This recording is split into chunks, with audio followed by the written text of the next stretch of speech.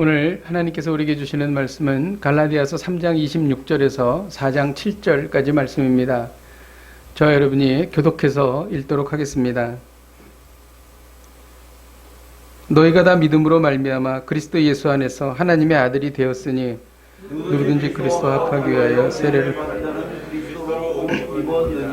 너희는 유대인이나 헬라인이나 종이나 자유인이나 남자나 여자나 다 그리스도 예수 안에서 하나이니라.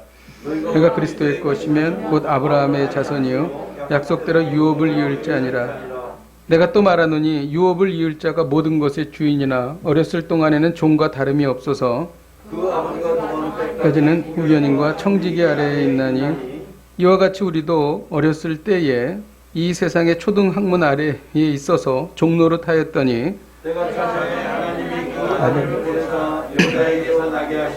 율법 아래에 나게 하신 것은 율법 아래에 있는 자들을 속량하시고 우리로 아들의 명분을 얻게 하려 하심이라. 너희가 아들이므로 하나님의 그 아들의 영을 우리 마음에 아빠 아버지라 부르게 하셨느니라. 다 함께. 그러므로 내가 이후로는 종이 아니요 아들이니 아들이면 하나님으로 말미암아 유업을 받을 자니라. 아멘.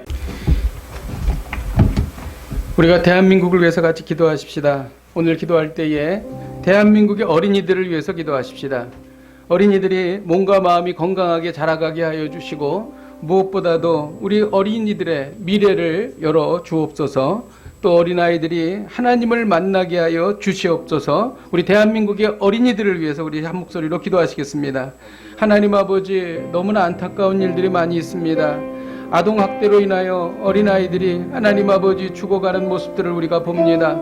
이 세상에 사랑이 사라져가고 하나님 아버지 이 세상에 악한 이들이 하나님 아버지 주여 아버지 하나님 많은데 하나님 아버지 어린아이들이 희생하고 있습니다. 하나님 아버지 아이들을 낳지 않아서 어린아이들의 숫자가 줄어들고 있습니다. 하나님 아버지 우리 대한민국의 어린아이들이 몸과 마음이 건강하게 자라가게 하여 주시고 하나님 아버지 기성세대가 영광스러운 대한민국을 아버지 하나님 어린아이들에게 물려줄 수 있도록 인도하여 주시옵소서. 하나님 아버지 어린아이들이 아버지 하나님 하나님을 알아가기를 원합니다. 하나님 아버지 어린아이들이 하나님 아버지 주여 어려서부터 하나님을 인격적으로 알아가게 하여 주시옵소서. 대한민국의 부흥은 아버지 어린아이들에게 달려 있습니다. 하나님 아버지 어린이들을 지켜주시고 하나님 아버지 이들의 앞날을 열어주시기를 간절히 바라옵고 소망하오니 성령님 역사하여 주시고 하나님 아버지 기름 부어 주시옵소서. 함께하여 주시옵소서. 하나님, 대한민국의 미래는 어린이들의 미래인 줄로 믿습니다. 어린이들이 몸과 마음이 건강하게 자라가게 하여 주시고 무엇보다도 많은 아이들이 하나님을 만나게 하여 주시옵소서. 아동학대로 많은 아이들이 어려움을 당하고 있는 상황 속입니다. 하나님 아버지 정말 사랑을 회복하게 하여 주시고 우리 어린아이들이 정말 이 땅에서 건강하게 잘 자라갈 수 있도록 하나님 은혜를 베풀어 주시옵소서. 교회마다 주일학교가 부흥하게 하여 주시고 교회마다 어린아이들이 하나님을 만나는 놀라운 역사들이 일어나게 하여 주시옵소서. 예수님의 이름으로 기도하였습니다. 아멘.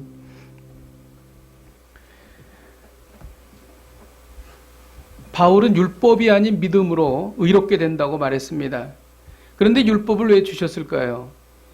바울은 율법을 설명할 때에 몇 가지 예로 들어서 설명을 합니다. 바울은 율법이 감옥에 가두는 자다 이렇게 비유를 들었습니다. 율법을 지키지 않으면 속박을 당하게 되고 또 처벌을 받기 때문에 자유를 빼앗기기 때문에 그렇게 말한 것이죠. 또 율법은 초등교사다 이렇게 말했습니다. 복음으로 가는 길을 인도하는 초등교사, 우리에게 죄를 깨닫게 하는 초등교사다 이렇게 말했습니다. 그리고 오늘 본문에서는 후견인과 청지기다 이렇게 말하고 있습니다. 오늘 본문에는요, 아들이라는 단어가 무려 8번이나 나옵니다. 그러니까 아들에 대한 이야기이죠. 예수 그리스도는 우리를 율법의 종노릇해서 속량하셔서 아들의 명분을 갖게 하셨습니다. 여기서 말하는 아들은 자녀라는 뜻이죠. 딸, 아들 다 같이 포함해서 대표적으로 아들이라는 단어를 쓴 것입니다. 그러나 갈라디아 성도는 다시 율법으로 돌아간 것입니다. 믿음으로 의롭게 되는데 믿음 외에 그 외에 다른 어떤 할례를 받아야 한다든지 율법을 지켜야 한다든지 이런 그 잘못된 그러한 생각을 어리석음을 범했던 것이죠. 바울은 갈라디아 성도들이 초등학문 아래서 종노릇한다 이렇게 말했습니다. 우리 4장 1절에서 3절을 우리 한번 같이 한번 읽도록 하겠습니다. 4장 1절에서 3절입니다. 시작. 이을 자가 모든 것의 주인이나 어렸을 동안에는 종과 다름이 없어서 그 아버지가 위 아래에 있었는 이와 같이 우리도 어렸을 때 이 세상의 초등학문 아래에서 종노릇하였더니 로마 시대에 미성년자들은 14살까지 후견인의 보호를 받았습니다. 그러니까 주인이 있고 주인의 아들이 있는데 아들이 상속자예요. 그럼에도 불구하고 종 중에 어떤 그 후견인을 만들어서 14살까지 이렇게 공부하러 가는 데를 데려다주고 데려오고 이렇게 보호해주는, 그리고 잘할 수 있도록 후견인에게 맡겼습니다. 그리고 25살까지는 재산권을 행사하지 못하게 했습니다. 그래서 청지기를 두었습니다. 그래서 25이 넘어야 그때서야 비로소 아버지의 재산을 자기가 이렇게 관리할 수 있는 자격을 얻게 되었다는 것이죠. 그래서 아버지가 정한 때까지라는 것은 14살까지 그리고 25살까지를 말하고 있는 것입니다. 초등학문이라고 하는 것은 학문을 구성하는 물, 불, 공기 이런 흙과 같은 것이나 또 인간의 생명을 주관하는 해와 달과 별에 관한 것을 연구하는 학문을 말합니다. 그런데 바울이 여기서 의미하는 초등학문은 인간의 철학이나 또 인간의 학문을 말하는 것이죠. 골로새서 2장 8절을 같이 한번 읽도록 하겠습니다. 시작. 누가 철학과 헛된 소리로 너희를 사로잡을까 주의하라.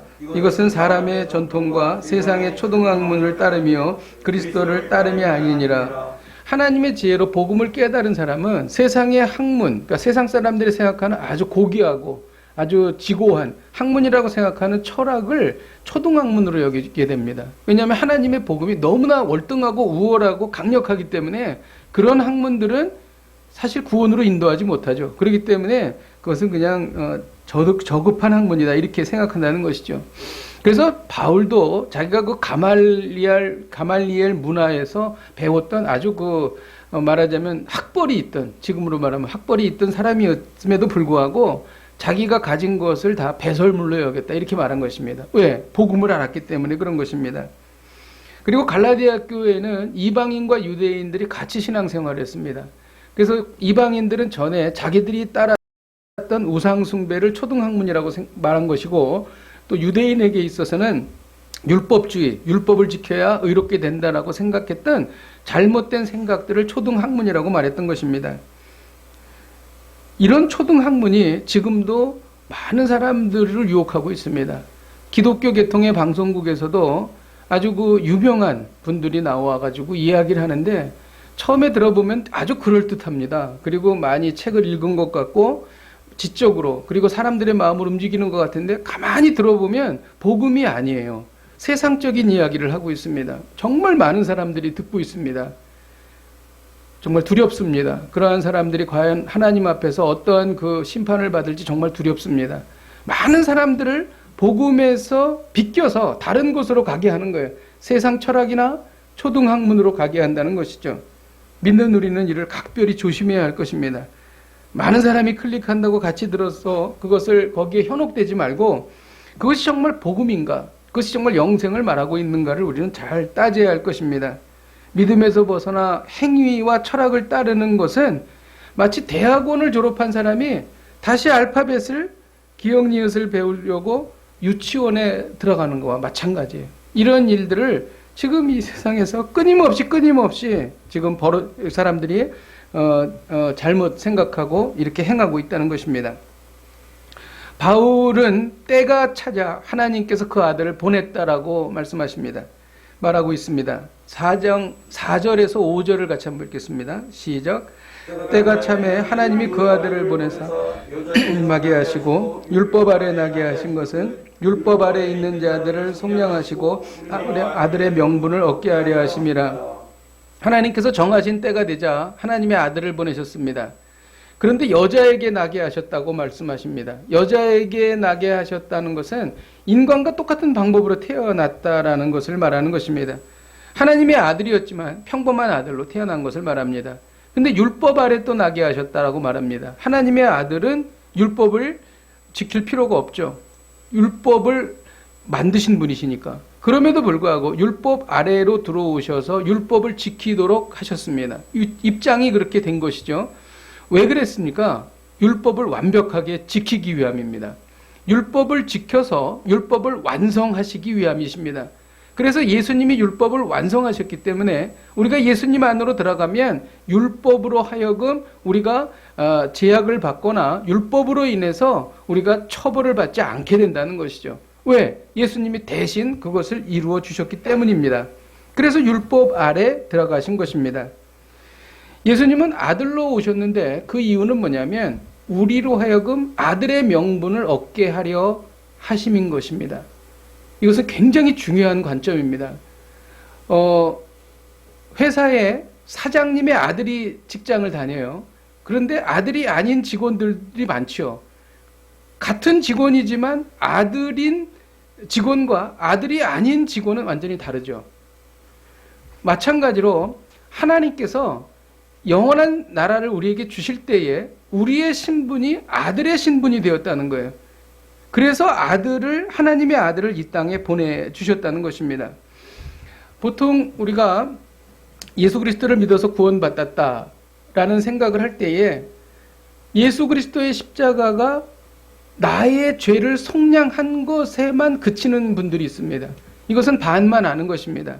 속량했을 뿐만이 아니라 우리의 신분이 하나님의 아들로 변화되었다는 것이죠. 드디어 바울은 갈라디아서에서 쭉 이야기하던 이야기의 절정에 이르게 됩니다. 이게 바로 아들이라는 이야기예요. 저는 오늘 이 아들이라는 개념이 우리의 심령 가운데 확 들어오기를 주님의 이름으로 축복드립니다. 복음의 절정입니다. 싱클레어 퍼거슨이라는 사람은 이렇게 말했어요. 이 대목에 있어서 우리가 하나님의 자녀, 그분의 친아들, 딸이라는 생각은 그리스도인의 삶의 주축을 이룹니다. 하나님의 자녀됨은 창조의 정점이며 구속의 목표입니다. 이렇게 말하고 있습니다. 오늘 말씀의 핵심은 하나님과의 관계입니다. 하나님은 아버지이시며 우리는 아들입니다. 우리가 율법의 종이 되어서 하나님의 말씀을 순종하려고 하는 것과 아들의 입장에서 하나님의 말씀을 순종하는 것은 완전히 다릅니다. 여러분 그것을 아시겠죠? 종이 잘못하면 처벌을 받습니다. 근데 아들은 처벌을 받는 게 아니에요. 훈계를 받습니다. 거기에는 사랑이 있고 거기에는 장차 너에게 나의 재산을 나의 갖고 있는 것을 상속해 주겠다라고 하는 그러한 그 끊을 수 없는 관계가 여기에 있는 것입니다. 종은 주인이 두려워서 복종합니다. 그런데 아들은 아버지를 사랑해서 순종하는 것입니다. 너무나 큰 차이죠. 복음으로 인해서 우리의 입장이 우리의 그러한 그 위치가 이렇게 바뀌었다는 것입니다. 그리고 직원은 취직을 함으로 인해서 직원이 되죠. 그 회사를 다니게 되죠. 근데 아들은 태어나면서부터 그 아버지의 아들이 되는 거예요. 뭔가 무엇을 해서 하는 것이 아니라 무엇을 행해서 하는 것이 아니라 태어날 때부터 아들인 것입니다. 태어날 때부터 태어나기 전부터 태초 이전부터 우리는 하나님의 아들이었다는 것입니다. 이 신분이 우리로 하여금 불안하지 않게 하고 두려움에 빠지지 않게 하고 어떠한 고난을 당해도 우리가 이것을 이길 수 있게 해주는 그러한 아주 놀라운 사실인 것이죠. 아들이 되었다는 것은 지옥만 면하게 해준 것이 아닙니다. 아들로서의 모든 권리를 다 누리게 된 것입니다. 영광스러운 영원한 하나님의 나라를 상속받습니다. 우리는 가끔 휴가 때에 바닷가에 가거나 대자연을 볼 때 너무 아름답다. 또 여러 가지 영상 아름다운 것을 볼 때에 저렇게 정말 이 천지가 아름다울 수 있는가 그런 감탄을 하지 않습니까? 그거랑 비교할 수 없는 놀라운 아름다운 영원한 세계, 물질이 있는 세계, 영만이 있는 세계가 아니라 정말 물질이 있는 이 세계 속에서 우리는 이 모든 것들을 누리고 사는데 그 위치가 그냥 종이 아니라 바로 하나님의 아들의 위치로서 그 모든 것을 다 누리게 된다는 것입니다. 아들이 되어서 누리는 것이 무엇일까요? 고린도전서 3장 21절에서 23절을 같이 한번 읽겠습니다. 시작. 그런즉 누구든지 사람을 자랑하지 말라. 만물이 다 너희 것임이니라. 바울이나 아볼로나 게바나 생명이나 사망이나 지금 장래 것이나 다 너희의 것이요 너희는 그리스도의 것이요 그리스도는 하나님의 것이니라. 이 문장이 너무나 엄청나기 때문에 잘 몰라요. 읽어도 이게 도대체 뭘까? 좋은 얘기를 하는 것 같은데 이게 너무나 대단하고 엄청나고 정말 감당할 수 없는 이야기를 우리에게 복으로 확 주신 것이기 때문에 잘 모른다는 거예요. 이런 얘기입니다. 바울이여 너희가 아들이 되었으니까 이 온 세상 만물이 다 너희 것이다. 앞으로 올 모든 하나님의 영원한 나라가 다 너희 것이다. 하나님께서 너에게 상속해 주신 것이다. 이렇게 말하는 것입니다. 하늘의 천사를 비롯하여서 온 우주 만물, 피조 세계 전체가 하나님의 교회를 위해서 존재한다는 것입니다. 교회는 각자 우리들을 말하는 것이지요. 이 세상을 창조하신 것이 하나님의 뜻이었고 영원히 변하지 않는 영구한 진리가 바로 이것입니다. 교회는 바로 믿음으로 구원받은 저와 여러분인 것이죠. 우리는 사실 이 이야기를 들으면서 엄청나고 대단한 것인 것은 알겠어요. 그러나 그것을 피부에 느끼지 못합니다. 그러나 우리가 살면서 하나님의 임재를 경험하면서 하나님을 만나면서 이러한 것들이 하나하나 밝혀지고 이것에 대해서 우리가 이해하고 깨닫게 될 것입니다. 오늘의 메시지가 무엇입니까? 우리는 죄에서 벗어났을 뿐 아니라 하나님의 아들이 되었다는 것입니다. 여러분, 우리가 하나님의 아들이 되었으므로 우리는 정말 바뀌었어요. 이것을 예수님께서 확실하게 말씀해 주셨어요. 어느 순간인가 제자들을 부를 때 호칭이 예수님이 바뀝니다. 그것이 어디에 나오냐면 이런 겁니다. 자, 예수님은 하나님의 아들이시잖아요. 우리가 믿음으로 말미암아 의롭게 되어서 하나님의 아들이 되었습니다. 그러면 예수님과 우리는 어떤 관계가 돼요? 형제 관계가 되겠죠? 이 말을 주님께서 하셨다는 거예요. 마태복음 28장 10절을 같이 한번 읽겠습니다. 시작. 이에 예수께서 이르시되 무서워하지 말라. 내 형제들에게 갈릴리로 가라. 거기서 나를 보리라 하시니. 지금 주님께서 마태복음 28장 10절에 제자들에게 내 형제들에게 이렇게 호칭을 하고 계십니다. 예수 그리스도의 십자가와 부활로 인해서 믿는 모든 성도들은 명실공히 하나님의 아들이 되었다라는 것을 예수님께서 공표하시는 거예요. 여러분, 아들의 명분을 얻으면 만물이 다 아들의 것이 됩니다. 우리가 대단한 유산을 받아도 이를 깨닫지 못하고 활용하지 못하면 아무 소용이 없습니다. 우리가 이 아들의 명분을 지금 우리가 이제 논리적으로 알았습니다. 이 논리적으로 안 아들의 명분을 실질적으로 우리의 삶 속에서 누리고 알고 깨닫고 살기 위해서 어떻게 해야 되는가에 대해서 팀 켈러 목사님이 두 가지 조언을 합니다. 첫째는 따로 충분한 시간을 내서 아들 예수님이 이루신 일을 공부하고 묵상하라는 거예요. 그러면 예수님의 탄생, 사역, 십자가, 부활을 공부하고 이 복음을 나의 삶 속에 실질적으로 적용하면 그 아들의 풍성함이 어떤 것인지 깨닫게 된다는 것입니다. 예를 들어서 부활만 해도 그렇습니다. 예수님은 죽었다 부활하셨습니다. 너희가 세상에서 환난을 당하나 담대하라. 내가 세상을 이겼노라고 말씀하셨어요. 예수님의 승리가 우리의 승리입니다. 예수님의 부활이 우리의 부활이에요. 우리가 세상을 살다가 어려움을 당합니다. 그리고 실패합니다. 그리고 쓰러집니다. 그런데 내 힘으로 일어날 수 없지만 믿음으로 예수님께 도움을 요청합니다. 그러면 내 능력이 아니라 하나님의 능력으로 내가 다시 일어나게 된다는 것이죠. 부활을 경험하게 되는 것입니다. 그때 우리는 그렇구나. 예수님이 하나님의 아들이셨던 것처럼 나도 실로 하나님의 아들이구나. 하나님의 능력이 내 삶 가운데 나타났구나라는 것을 경험하게 된다는 거예요. 그래서 예수님께서 살아가신 모습들을 우리가 그대로 쫓아가면서 그것을 묵상하면서 연구하면서 삶에 적용하는 것입니다. 그럴 때 우리는 아들임을 확신할 수 있다는 것이죠. 그리고 두 번째 조언을 뭐라고 그러냐면 하루 중 수시로 자연스럽게 아버지를 찾고 불러야 한다고 말합니다. 여러분은 기도할 때에 하나님, 아버지라고 기도하실 것입니다. 그런데 우리가 평상시에 살 때 아버지라는 말을 과연 얼마나 많이 쓰고 있나요? 이 아버지라는 말처럼 친근하고 가깝게 느껴지는 단어는 없습니다. 우리가 기도할 때에, 또 일상을 살아갈 때에, 길을 걸을 때에, 어려움을 당할 때나 중요한 결정을 할 때나, 심지어 그냥 나의 느낌을 말할 때도 아버지라는 말을 더 자주 하라는 것입니다. 그럴 때 우리의 신분이 내가 하나님의 아들이구나 라는 것을 알게 하시고, 하나님께서 사랑하는 아들을 대하듯이 우리에게 대해 주신다는 것입니다.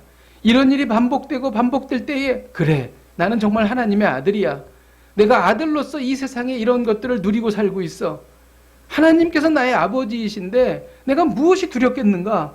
내가 무엇이 부럽겠는가? 이렇게 고백하고 살아갈 수 있다는 것입니다.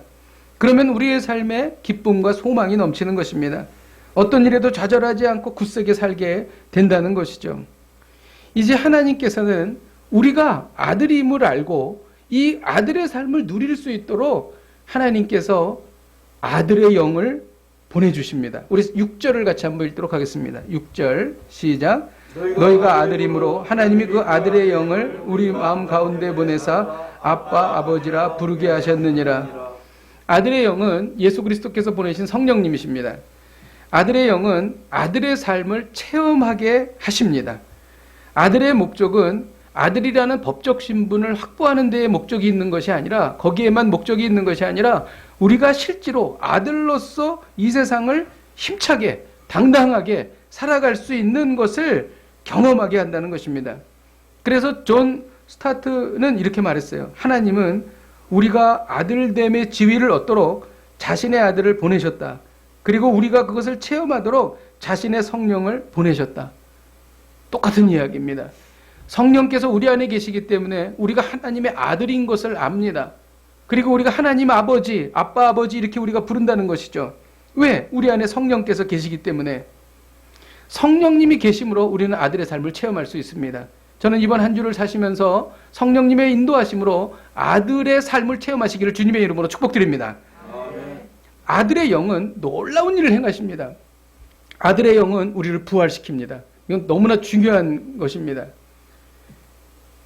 어떻게 우리가 다 죽어서 무덤에 들어갔을 때에, 시간이 지난 후에 예수님이 재림하실 때에 우리가 다시 살과, 영원에 썩지 않는 살과 육을 입고 다시 부활할 수 있을까요? 그 원인은 성령님이시라는 거예요. 모든 사람이 다 죽지만 그 안에 성령님이 있는 사람과 성령님이 없는 사람이 있습니다. 성령님이 계신 분만 영원한 생명으로 다시 살아나게 되는 것입니다. 하나님의 나라를 상속받게 되는 것입니다. 로마서 8장 11절을 같이 한번 읽도록 하겠습니다. 시작.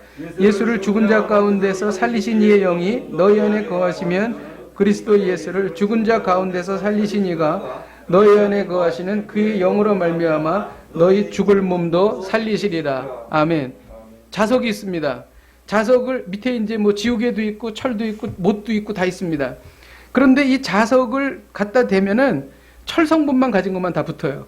마찬가지로 예수님이 재림하실 때에 정말 영원한 생명을 갖고 살아날 사람들, 물론 믿지 않는 사람들도 살아나지만 영원한 죽음이 되는 것이죠. 지옥불로 떨어지는 것이죠. 하지만 영원한 생명을 얻고 영원한 하나님의 나라를 그 상속받을 사람들이 살아나는 것은 그 안에 성령께서 계신 사람들만 그렇게 부활하는 것입니다. 할렐루야. 성령의 역할은 바로 이런 역할이고 성령의 능력이 이런 능력인 것입니다. 그러므로 우리 안에 반드시 성령님이 계셔야 합니다. 아들의 영은 하나님을 아빠 아버지로 부르게 합니다. 이 부른다라고 하는 것은 그냥 이렇게 뭐 누구를 부르듯이 하는 그런 부름이 아니에요. 가슴이 터질 듯이 큰 소리로 부르진다는 뜻이에요. 이게 원어의 뜻입니다. 아빠를 그렇게 부르는 것입니다. 이 부른다라는 원어에는 하나님의 임재를 실제로 경험한다는 의미가 이 안에 들어 있습니다. 그리고 성령님을 통해 우리는 하나님의 임재를 경험하는 것입니다. 이 부른다라고 하는 이 원어는요, 이 중성 단수입니다. 부르는 주체가 2인칭 복수인 너희가 아니에요. 너희가 부르는 것이 아니라 부르는 주체는 중성 단수입니다. 그 중성 단수는 하나님의 아들의 영에 해당하는 푸뉴마를 말합니다. 그래서 우리가 하나님 아버지를 부르는데 이 부르게 하는 주체는 우리가 아니라 우리 안에 계신 성령님이시라는 것입니다. 그러므로 성령께서 우리 안에 계시면서 끊임없이 우리가 아들인 것을 증거해 주시고 또 우리가 아들의 삶을 살도록 체험케 하시고 또 아들의 삶을 확신하게 해 주는 것입니다. 그래서 누가 뭐 말하지 않아도 나는 하나님의 아들이야, 나는 구원받은 백성이야, 말하지 않아도 그냥 알게 되는 것입니다. 할렐루야. 여러분, 이것이 바로 성령님의 역할입니다. 자, 그러면 우리는 점검해 봐야 합니다. 나는 정말 하나님의 아들인가?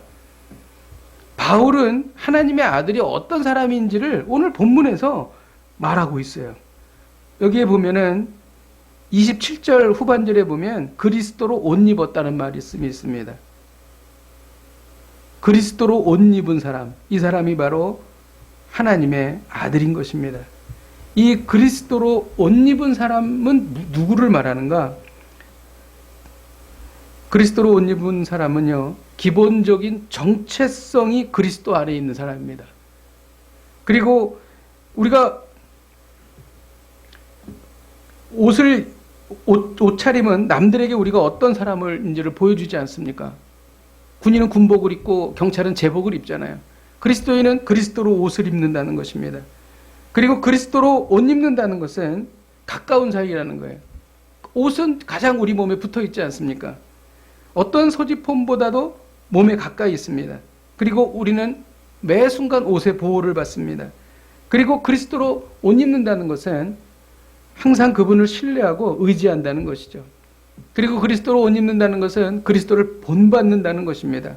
우리 주 예수 그리스도의 덕과 행동을 본받는 사람, 차림새와 행동이 예수님을 닮아야 한다는 뜻이죠.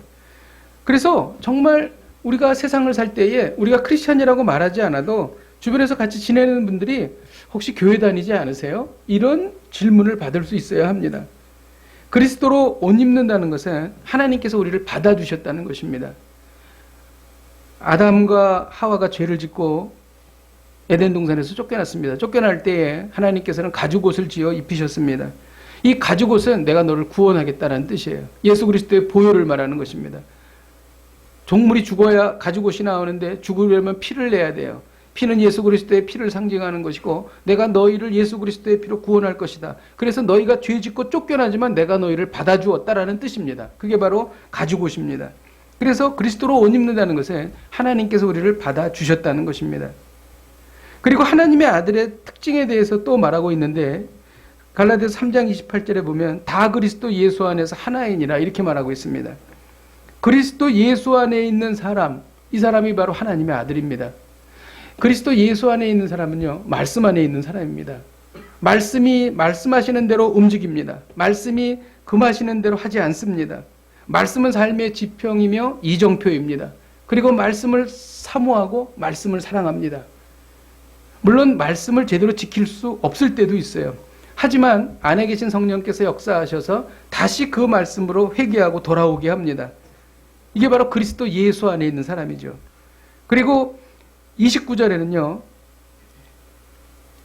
너희가 그리스도의 것이면 곧 아브라함 자손이라고 말하고 있습니다. 그리스도의 것입니다. 하나님의 아들은 그리스도의 것입니다. 소유 자체가 하나님의 소유예요. 소속 자체가 하나님의 소속인 것입니다. 예수 그리스도에게 속한 사람은 예수 그리스도의 주권을 인정합니다. 중요한 일이 있을 때 자기 마음대로 혼자 결정하지 않습니다. 주님께 주권이 있기 때문에 주님께 여쭈어봅니다. 그리고 주님의 뜻대로 결정을 하는 것이지요. 내 마음대로 세상을 살지 않습니다. 언제나 예수님의 뜻을 따라 애를 쓰고 살려고 노력합니다. 물론 그렇지 않을 수도 있어요. 세상에 빠져서 넘어지기도 합니다. 그렇다 할지라도 내주하시는 성령님의 탄식으로 다시 그 자리로 돌아가게 돼 있다는 것이죠. 여러분, 이것이 바로 하나님의 아들의 특징인 것입니다. 말씀을 준비하면서 주신 깨달음이 있습니다. 4절에는 때가 참에 하나님이 그 아들을 보내셨다고 기록합니다. 이는 하나님께서 친히 정하신 때가 되어서 아들을 보내셨다는 말입니다. 에베소서 1장 9절에는 그 뜻의 비밀을 우리에게 알리신 것이요 그의 기뻐하심을 따라 그리스도 안에서 때가 찬 경륜을 위하여 예정하신 것이라고 기록합니다. 하나님은 일하십니다. 어떻게 일하십니까? 때가 찬 경륜을 따라 일하십니다. 하나님의 때가 항상 있다는 것입니다. 하나님은 영원 전에 이 세상의 일들을 계획하시고 때를 정하셨습니다. 그리고 실제로 역사는 이를 증명합니다. 예수님이 오실 때를 보더라도 학자들이 연구해 봤을 때에 정말 그때는 예수님이 올 때다라는 생각을 다들 하게 됩니다. 그리스도가 오실 당시에는요, 온 세상이 로마의 지배에 있었습니다. 그래서 온 세상이 평화로웠어요. 로마의 힘에 의해서 지배하는 박스 로마나 시대였죠. 이 평화 시대에 복음이 전파되기에 아주 좋은 그러한 환경이 되었다는 것이죠.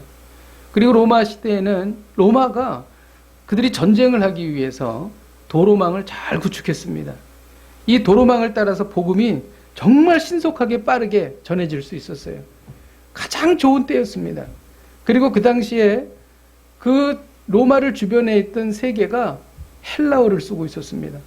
공통어였어요. 그래서 복음을 전할 때에 헬라어로 복음을 전하면 다 알아듣고 그 복음을 받아들일 수가 있었다는 것입니다.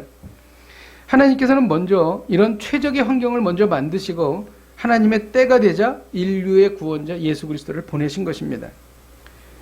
여러분, 이러한 하나님의 섭리는 개인의 삶 속에서도 그대로 드러납니다. 우리가 믿지 않는 가족을 위해서 기도합니다. 오랫동안 기도하지만 응답이 되지 않아서 실망할 때가 있습니다. 그럴지라도 우리는 낙심하거나 속상해하지 말아야 합니다. 하나님의 때가 있기 때문입니다. 또 우리가 비전과 꿈을 이루기 위해서 많이 기도하고 노력했지만 가시적인 성과가 이루어지지 않고 답답해하는 그런 경우가 있습니다. 그럴지라도 우리는 낙심하거나 속상해하지 말아야 합니다. 우리가 모르는 하나님의 이유가 있는 것입니다. 그리고 우리가 모르는 하나님의 때가 분명히 있는 것입니다. 하나님의 때가 되면 그 일은 이루어지는 것입니다. 또한 우리가 자녀들을 위해서 오랫동안 기도했지만 응답받지 못할 때가 있습니다. 그럴지라도 우리는 속상해하거나 불안해하지 말아야 합니다. 하나님은 자녀들에게 가장 좋은 때에 가장 좋은 방법으로 응답하시기 때문입니다. 우리나라의 역사를 한번 보십시다. 과거의 역사를 한번 보세요. 나라와 민족을 위한 기도에 대한 응답도 하나님의 때에 정확하게 이루어진 것입니다. 8.15 해방을 보세요. 절묘하지 않습니까? 6.25 전쟁을 보십시오. 또 IMF 외환위기를 보세요.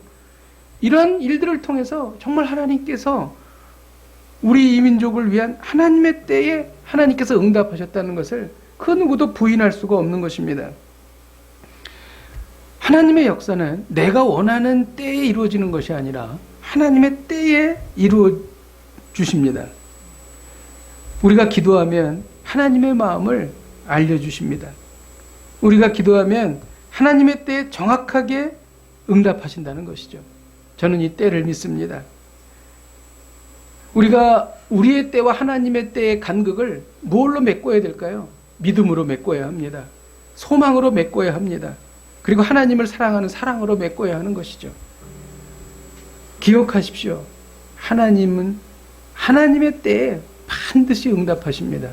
바로 이 말이 때가 참해라는 말씀이 깊은 뜻인 것입니다. 오늘 하나님은 말씀하십니다. 우리는 죄에서 벗어났을 뿐 아니라 하나님의 아들이 되었다. 우리는 죄에서 벗어났을 뿐 아니라 하나님의 아들이 되었다. 이를 삶 속에서 경험하십시다. 따로 충분히 시간을 내서 아들의 삶을 묵상하십시다. 그리고 하루 중 수시로 자연스럽게 아버지를 찾고 부르십시다. 우리가 하나님의 아들의 삶을 회복하고 아들이라는 정체성이 확신해질 때에 우리는 이 세상을 넉넉히 이길 수 있을 것입니다. 오늘도 이 말씀 붙잡고 승리하십시오. 우리의 기업 되시는 아버지를 부르며 찬양하십시다. 우리 아버지 주나의 기업 대신에 우리 같이 찬양하십시다.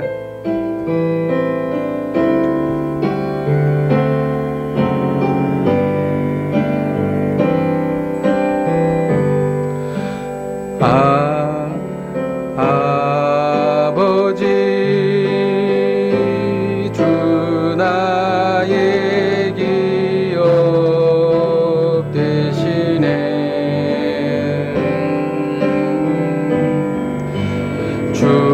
주님은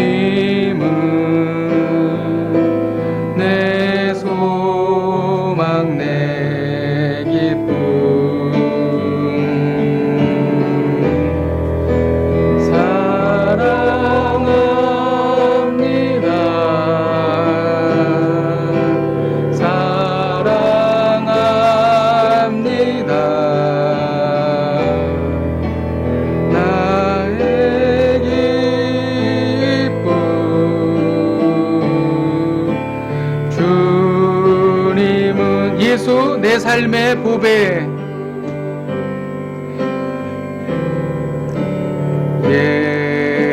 예수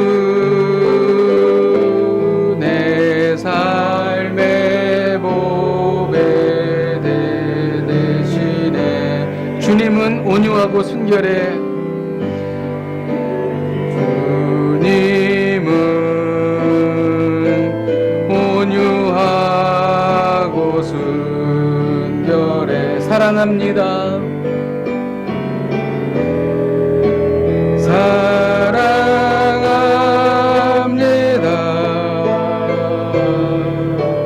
사랑합니다.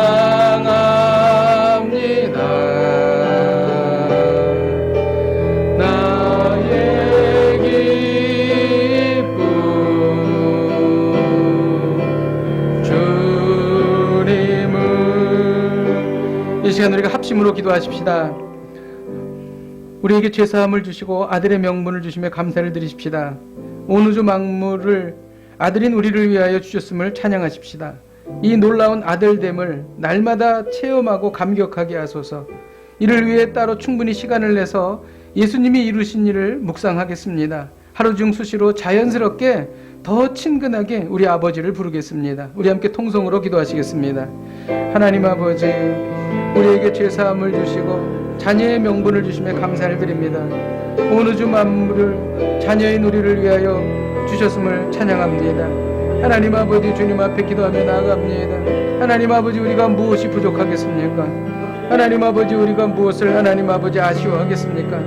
우리가 전능하신 하나님의 아들인데, 자녀인데 하나님 아버지, 우리가 무엇을 하나님 아버지 두려워하겠습니까? 하나님 아버지, 주님 앞에 기도하며 나아갑니다. 하나님 아버지, 충분히 시간을 내서 예수님이 이루신 일을 묵상하며 아버지 하나님 수시로 자연스럽게 아버지를 부르겠습니다. 하나님 아버지, 아버지를 부를 때에 내 아들아 내가 너를 사랑한다 라는 주님의 음성을 들을 수 있도록 하나님 아버지 인도하여 주시옵소서. 하나님 아버지, 주님 앞에 기도합니다. 우리가 이어서 기도할 때에 응답받지 못한 기도에 대해 체념하고 낙심했음을 회개하십시다.